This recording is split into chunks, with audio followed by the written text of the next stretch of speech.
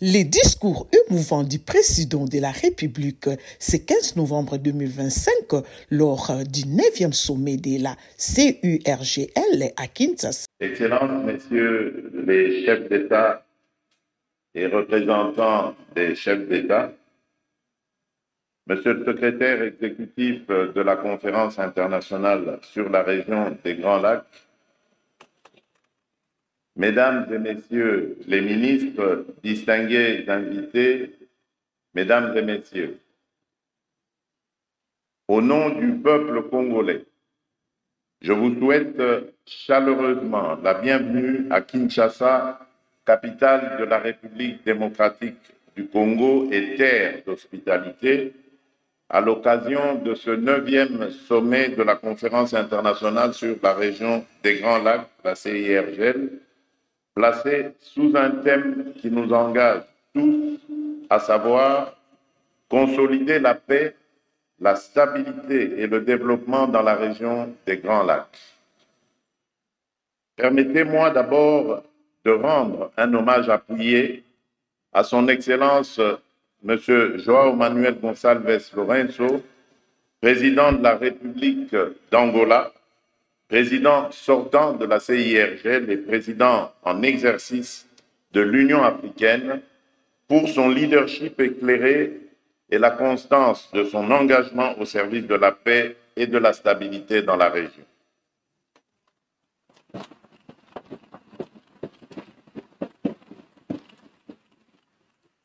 Chers frères, merci d'avoir tenu haut les principes de notre pacte. Vous nous léguez une organisation plus à l'écoute, plus réactive et plus ambitieuse. Je saisis également cette occasion pour adresser à son Excellence Madame Saliha Soulou Hassan l'expression renouvelée de mes chaleureuses félicitations pour sa brillante élection à la tête de la République unie de Tanzanie.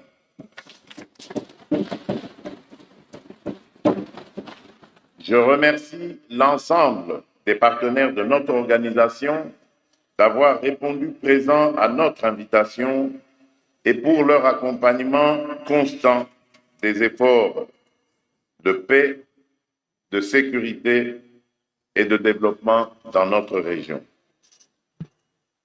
J'adresse enfin mes vifs remerciements au secrétaire exécutif de la CIRGL ainsi qu'aux délégations des États membres pour le travail substantiel accompli dans la préparation de ce sommet. Excellences, Mesdames et Messieurs, c'est avec humilité et détermination que j'accepte, au nom de la République démocratique du Congo, la présidence tournante de la CIRGL pour les 2 prochaines années.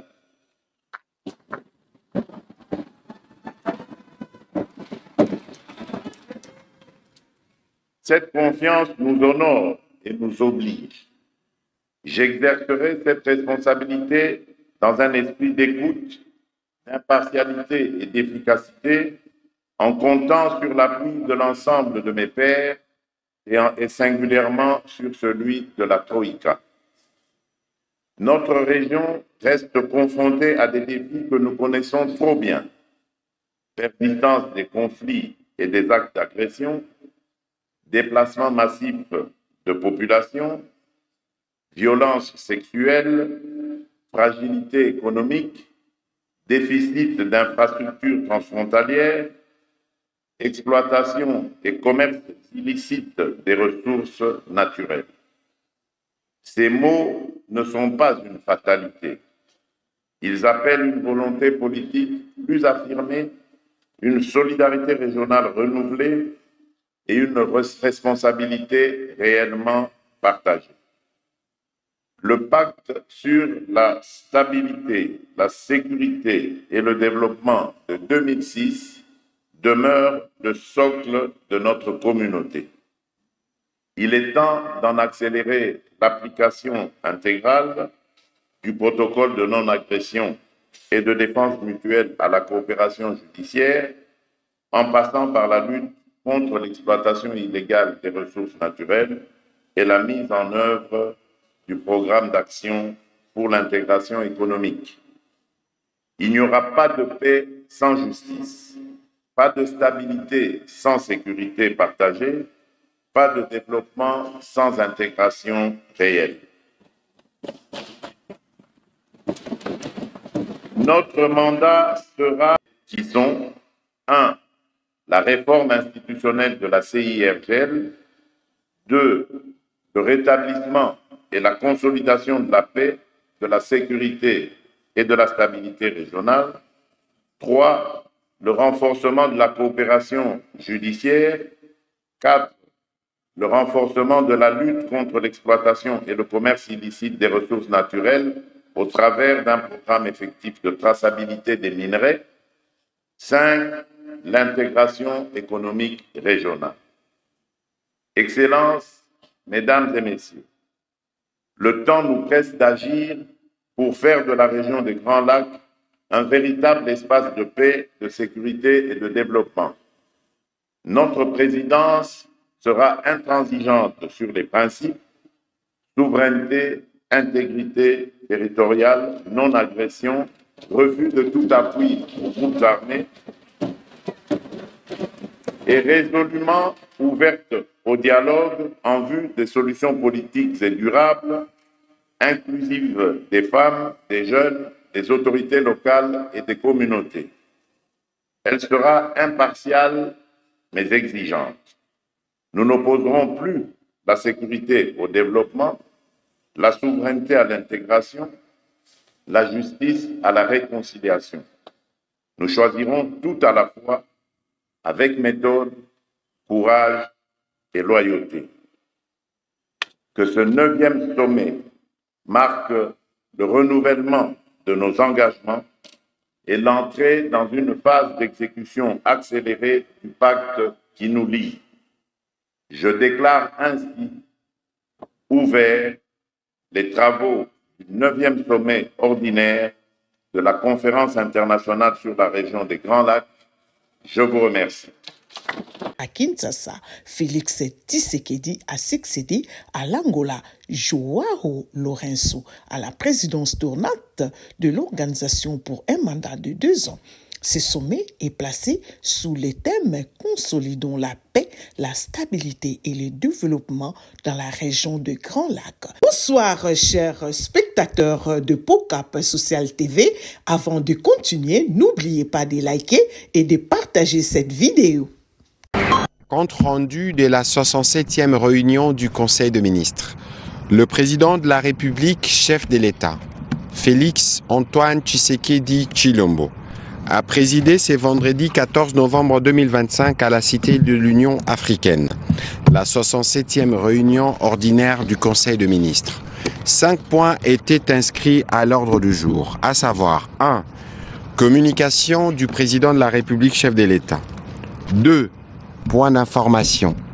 3. Approbation d'un relevé des décisions du Conseil des ministres. 4. Examen et adoption de dossiers.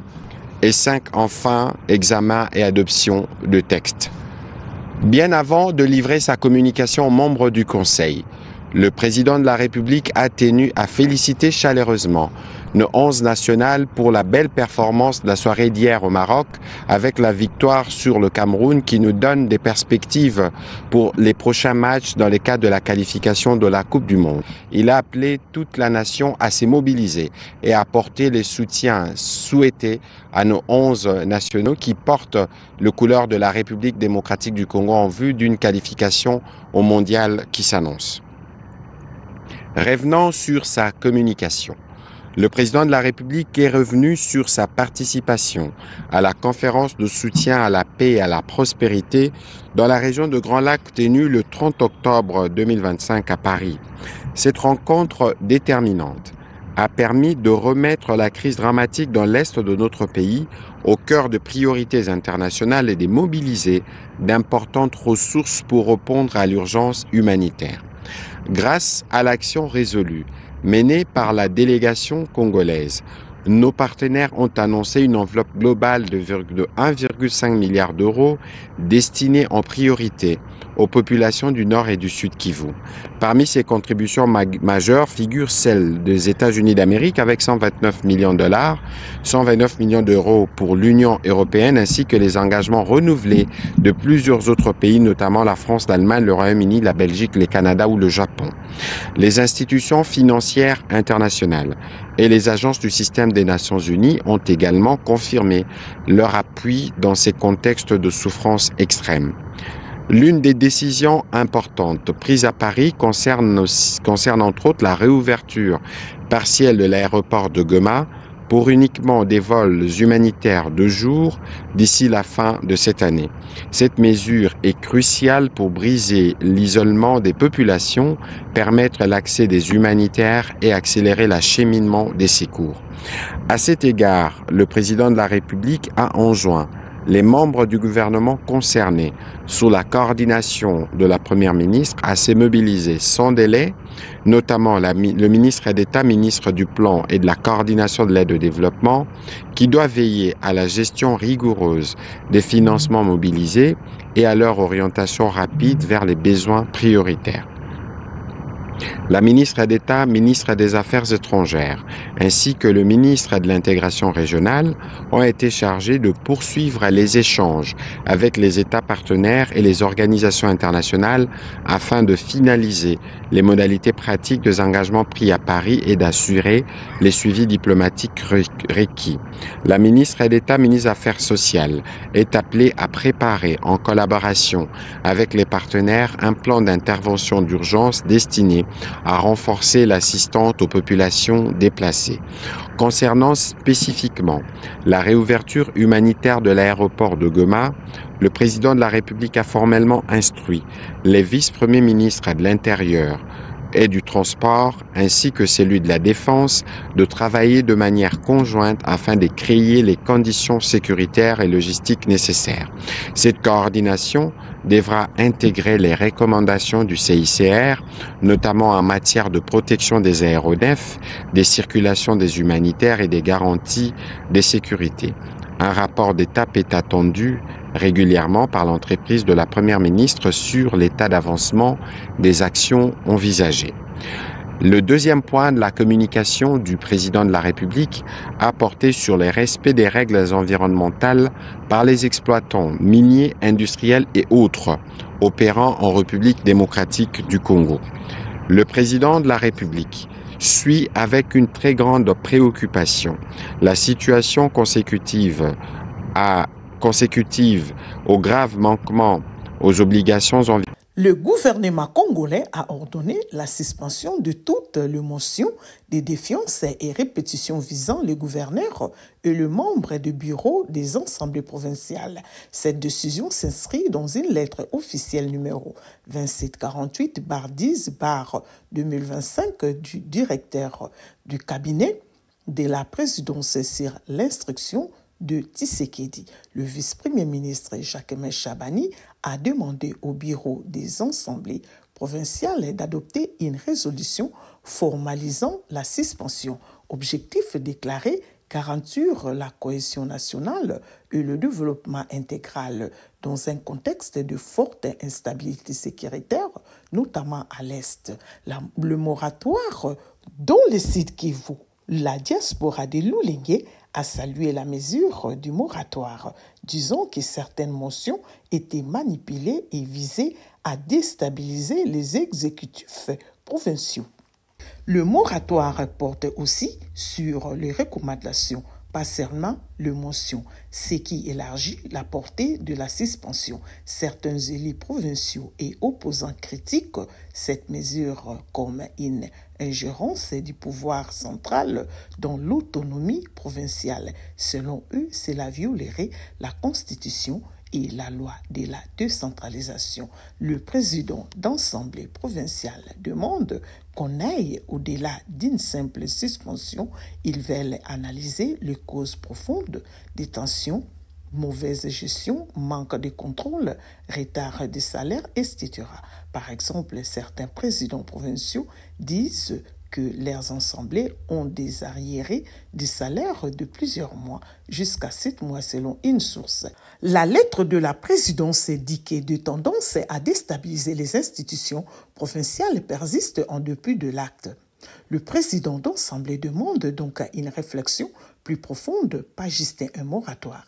Il faut poser un diagnostic et trouver une thérapie appropriée, selon Matheus Kanga, président de l'Assemblée provinciale de la Tchopo. La suivi de cette mesure doit impliquer d'autres organes de contrôle, l'inspection générale de finances, IGF, la Cour des comptes, etc. 2. Acte d'engagement entre gouverneur et président d'Assemblée.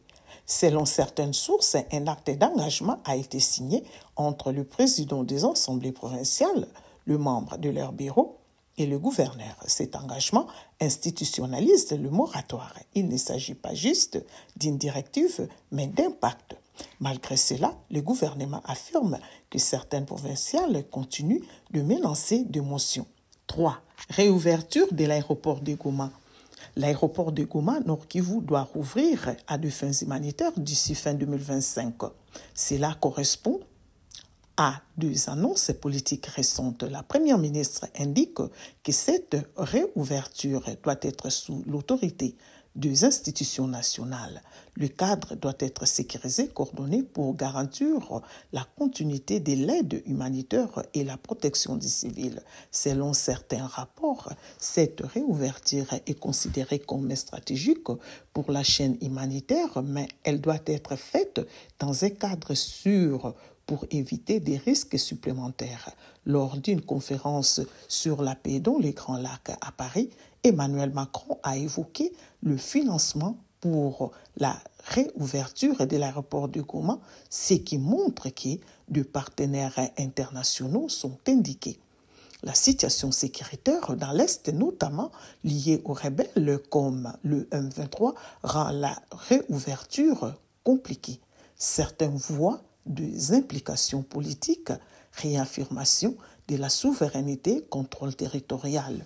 Plusieurs seulement logistiques humanitaires. Environnementale de la société Congo Dongfang Mining qui a entraîné les déversements massifs d'effluents toxiques dans l'écosystème local. Cet incident a causé d'importants préjudices humains, matériels et environnementaux, notamment la pollution des eaux et des sols, la destruction de la faune et de la flore, la contamination de l'espace vital, affectant profondément la vie quotidienne des habitants du quartier Kassapa dans la commune annexe. Les images et rapports préliminaires témoignent de l'ampleur des dégâts et de la détresse de populations touchées. Le président de la République a condamné avec la plus grande fermeté ces agissements irresponsables, en totale violation de la législation nationale sur la protection de l'environnement et des normes régissant l'activité minière dans notre pays. Il a salué les mesures conservatoires immédiates prises par le ministère de Mines à la suite de missions tant du gouvernement que de la présidence dépêchée sur place. Il a également exigé que les responsabilités soient pleinement établies, que les auteurs répondent de leurs actes et que la réparation intégrale des dommages causés aux populations soit assurée sans délai. Le président de la République en a appelé à la vigilance de tous les opérateurs miniers, industriels et établissements assimilés opérant sur le territoire national. Le respect de règles environnementales n'est ni négociable ni accessoire. Il constitue une obligation légale, réglementaire et morale, inscrite au cœur de la vision nationale d'un développement durable, responsable et respectueux de communautés locales, a-t-il précisé. À cet effet, la ministre de l'Environnement, Développement durable et Nouvelle économie du climat, ainsi que les ministres de Mines ont été instruits de renforcer la surveillance, la coordination et la rigueur des services techniques placés sous leur autorité afin de prévenir toute récidive de telles catastrophes et de garantir la sécurité des populations ainsi que la préservation de notre patrimoine naturel. Une analyse approfondie des effets de cette catastrophe doit être rapidement produite afin d'apprécier avec précision l'ampleur des dommages subis par la population. Au-delà du simple simple constat, cette étude devra formuler des pistes de solutions concrètes et durables en faveur de populations touchées. Un rapport détaillé sur la mise en œuvre de la présente instruction est attendu dans un délai de 15 jours. Le troisième point de la communication du président de la République a porté sur la problématique de l'assainissement de la ville-province de Kinshasa. Le président de la République est à nouveau revenu sur l'impérieuse nécessité de renforcer les mesures d'assainissement dans la ville de Kinshasa. Pour une énième fois, il s'est vu dans l'obligation d'y revenir tant que la situation actuelle demeure non seulement préoccupante, mais atteint désormais un niveau profondément alarmant, voire catastrophique. Les amas d'immondices qui jonchent nos avenues, les marchés insalubres, les caniveaux obstrués et les déchets plastiques qui envahissent nos cours d'eau traduisent un manque de suivi manifeste dans la gestion de la salubrité publique. Les conséquences sont multiples et graves, notamment la pollution de l'environnement, encore la propagation des maladies hydriques. Face à cette situation qui ternit gravement l'image de notre capitale, qui met en péril la santé de nos concitoyens et compromet le fonctionnement harmonieux de la cité, le président de la République convoquera sous peu une réunion d'urgence qui réunira l'ensemble des acteurs concernés, tant au niveau du gouvernement central qu'au niveau du gouvernement provincial, ainsi que les services techniques intervenants, afin de valuer sans complaisance l'exécution de mesures déjà instruites et sur cette épineuse question et d'arrêter les cas échéants des décisions immédiates et contraignantes. Il a prévenu que toute défaillance avérée fera l'objet des sanctions exemplaires sans aucune forme d'indulgence et qu'il n'est plus question de tolérer la négligence, l'inaction, encore moins la complicité dans un domaine aussi essentiel que celui de la salubrité publique. Et à lui de préciser, chacun devra assumer pleinement ses responsabilités, car la protection de la population, la dignité de notre capitale et le respect des instructions données ne sauraient souffrir d'aucune déviation. Le droit de nos concitoyens à vivre dans un environnement sain constitue un impératif constitutionnel auquel nul ne peut se soustraire.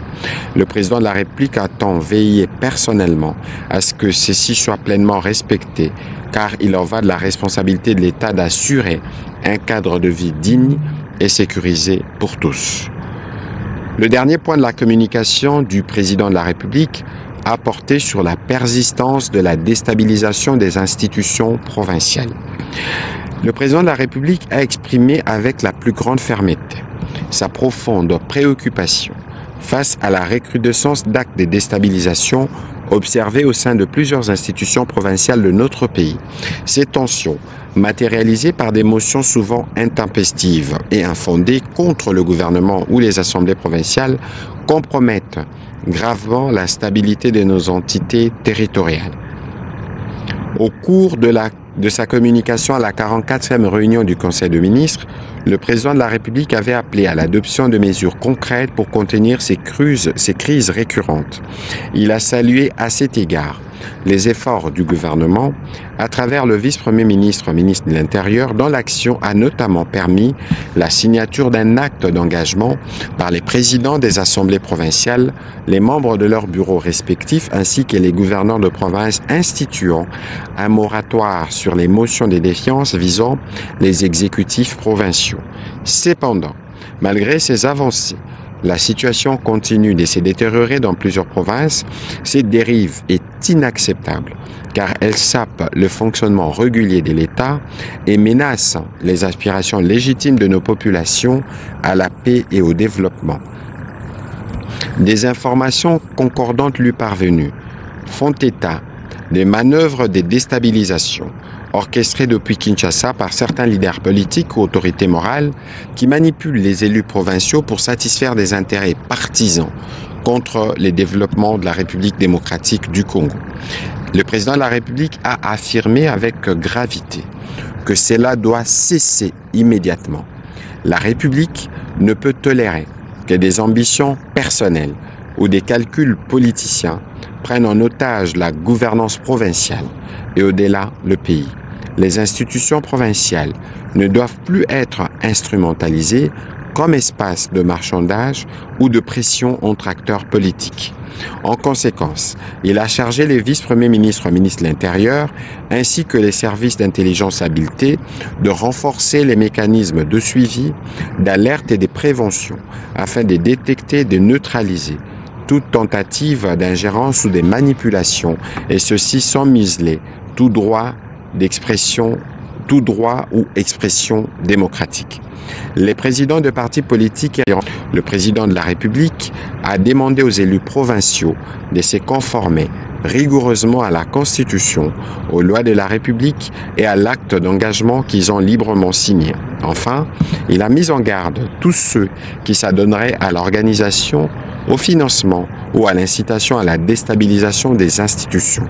Des mesures exemplaires seront prises à leur encontre conformément aux lois de la République.